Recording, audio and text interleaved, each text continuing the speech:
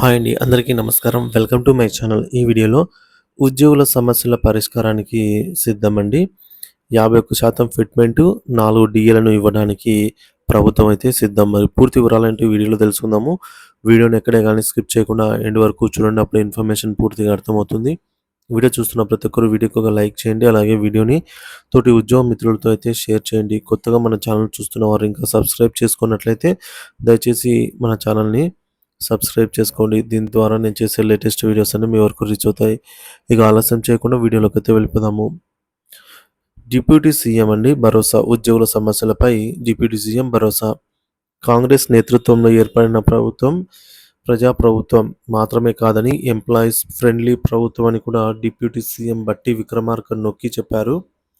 ఉద్యోగుల సమస్యలను వినడానికి, పరిష్కరించడానికి ప్రభుత్వం చిత్తశుద్ధితో ఉందని, ఎన్నిసార్లు సమావేశం అవ్వడానికైనా, చర్చించడానికైనా తాము సిద్ధంగా ఉంటామనైతే హామీ ఇచ్చారు. దీర్ఘకాలికంగా అపరిష్కృతంగా ఉన్నటువంటి ఉద్యోగుల సమస్యలను కొలిక్కి తేవాలనే ఆలోచనతో ప్రభుత్వానికి కూడా ఉన్నది అని నొక్కి చెప్పారు. వివిధ ఉద్యోగ సంఘాల ప్రతినిధులతో సచివాలయంలో బుధవారం సమావేశమైన సందర్భంగా భరోసా అయితే కల్పించారు.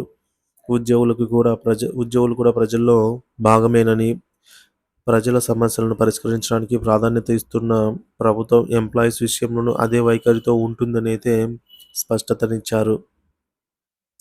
Telangana employees joint action committee ప్రతినిధులు డిప్యూటీ సీఎం బట్టి విక్రమార్కను సచివాలయంలో కలిసి ఈ సందర్భంగా వారు ఎదుర్కొంటున్నటువంటి పలు సమస్యలను ఆయన దృష్టికి తీసుకుని వచ్చారు.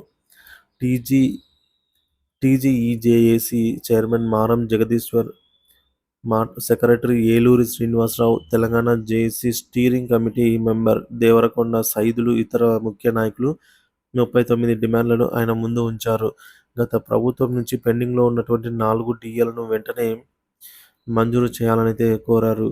పే రివిజన్ కమిషన్ రిపోర్ట్ను వెంటనే తెప్పించుకొని అమల్లో పెట్టాలని, ఉద్యోగులకు 51% ఫిట్మెంట్ను అమలు చేయాలని, ఉద్యోగులకు హెల్త్ కార్డులు జారీ చేయాలని, ఇప్పటివరకు ఈకోబేర్లో ఉన్నటువంటి పెండింగ్ బిల్లులన్నీ క్లియర్ చేయాలని, భవిష్యత్తులో ఈకోబేర్ సిస్టమ్ను అయితే రద్దు చేయాలని, ఎన్నికల సందర్భంగా బదిలీ చేసిన ఉద్యోగులను తిరిగి పాత స్థానాల్లోకి పంపాలి అని, సిపిఎస్ను రద్దు చేయాలని, జీవో నెంబర్ 117 ద్వారా తలెత్తిన సమస్యలను వెంటనే పరిష్కరించాలని, ఇలాంటి పలు అంశాలను డిప్యూటీ సీఎం గారికి అయితే వివరించారు. మొత్తంగా 39 డిమాండ్లు అయితే ఆయన ముందు ఉంచారండి.